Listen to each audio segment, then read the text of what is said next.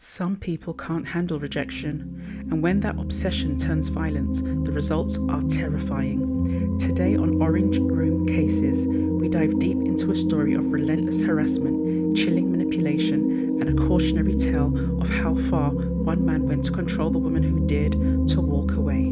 Before we begin, don't forget to hit like, comment your thoughts, and subscribe for more true crime cases that keep you on the edge of your seat. They had been together through ups and downs, but in the week leading up to the incident, his world spiraled into chaos. A drug binge, paranoia, rage. She decided enough was enough. She told him to leave and never contact her again. But for him, the relationship wasn't over. It was never over. Witnesses saw him driving recklessly down a quiet residential road. Suddenly, he stopped abruptly next to her car, kicked it with all of his strength, then dived headfirst through the passenger window, punching her in a violent rage. She broke free and ran. He chased her. Neighbours called the police, horrified. In the days before his attack, his calls and messages were relentless. Threats to break into her house and kill her dogs. In desperation, she called his mother for help, but when his mother agreed to meet them to calm the storm, he lunged at his ex, grabbing her in a chokehold that felt like forever.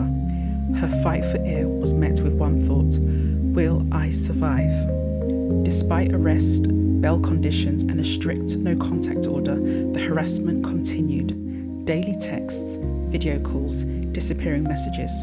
For 6 long weeks, her phone became a weapon against her peace. Even when she blocked him, he found new ways to reach her. Facebook, family, and even random money transfers with cryptic messages. It wasn't just harassment, it was psychological warfare. By September, his behavior turned even more erratic. He went missing for days. When on drugs, he was unpredictable, dangerous. He showed his mother explicit videos, falsely claiming they were his ex. He was arrested again in a hotel for breaking the terms of his contact order and blaming it on paranoia, drugs, and his phone being hacked. But the truth was clear. This was a man who couldn't accept no. In court, she read her victim impact statement. Her words painted the portrait of a life dragged through darkness. She described fear, isolation, and the psychological toll of constant harassment. He had even attempted to take his own life, a final manipulative act to control her emotions. This wasn't the first time.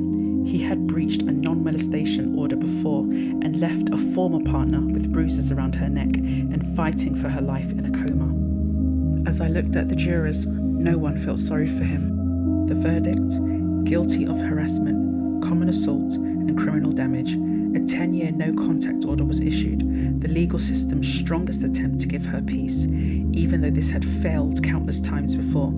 Yet the scars, both physical and emotional, remain. This case is a stark reminder: when someone shows you who they really are, believe them. If you or someone you know is trapped in a cycle of harassment or abuse, reach out. There is help. What would you have done in this situation? What would it have taken for her ex to walk away for good? Should sentences for harassment be tougher? Let's discuss in the comments below.